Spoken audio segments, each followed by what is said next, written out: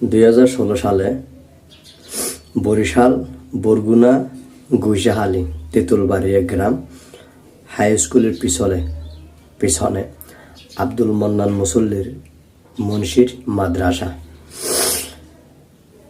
ওটা হলো আমার বাবার মাদ্রাসা। ওইখানে আমরা একবার গিয়েছিলাম বাবার সাথে, জন্ম হওয়ার পরে শুধু একবার বাবার সাথে গিয়েছিলাম বাবার এলাকায়। তখন দেখেছি অনেক মারধর বাবাকে করেছে। বাবা কিন্তু তখন আমাদেরকে সরাসরি বাড়ি নিয়ে যায় নাই, মাজার চরে রাখছিল আমাদেরকে।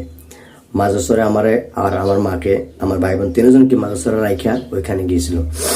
ওইখানে যাওয়ার পরে সকালবেলা গেছি, বিকেলবেলা আমরা ওই মাদ্রাসা থেকে শুনতেছি বাবারে মাদ্রাসার বারান্দায় ফালাইয়া অনেক মারতেছে। বড় বড় খন্তা, বরিশালে বড় বড় খন্তা আছে, মাটি কাটে, ওই খন্তা অনেক কিছু আমি ওখানে দেখছি।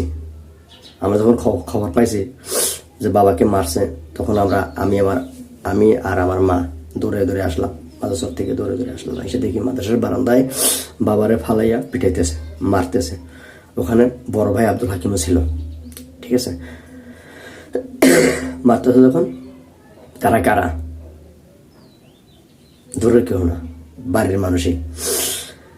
তাহলে মারতেছে, ওগুলো দেখে আমরা, মা অনেক যুদ্ধ করছে এখানে তাদের সাথেই। মার গায়ে হাত দিতে পারে না, কারণ মহিলার গায়ে পুরুষের হাত দিতে পারে না, তাহলে নারী নির্যাতনের কেস হয়।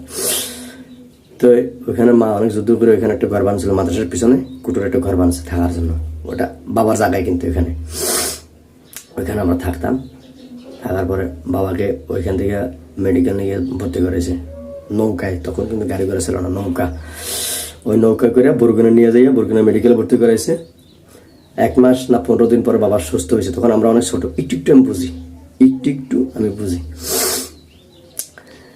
বাবাকে ওই মেডিকেল থেকে 1 মাস পরে নিয়ে এসে 1 মাস পরে আনার আরো 1 মাস পরে বাবা মারা গেছে মায়ের আঘাতে। তখন কিন্তু কোনো বিচার আচার হয় নাই, থাকে নাই, কার জন্য বিচার করবে? যাই হোক,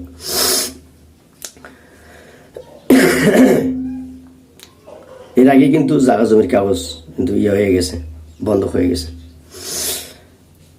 এরপর আমরা ওখানে আর থাকতে পারিনি। বাবা মারা যাওয়ার পরে 1 মাস 15 দিন থাকতে পারছিলাম, পরে আর থাকতে পারিনি। অনেক নির্যাতন, অনেক অত্যাচার করছে আমাদের উপরে। ওগুলো সইতে পরে এক পর্যায়ে চিন্তা করলাম, মাও চিন্তা করলো যে তোদেরকে রাখলো, তোদেরকে মারে ফেলাবো। দেশ গ্রামের মানুষ কিন্তু বেশি একটা সুবিধার না, সবাই না, ওই আত্মীয় স্বজনরাই, ঠিক আছে, আত্মীয় স্বজনরাই কিন্তু বাঁচতে দেবে না। কারণ যেহেতু রক্তকে পিটিয়ে মারে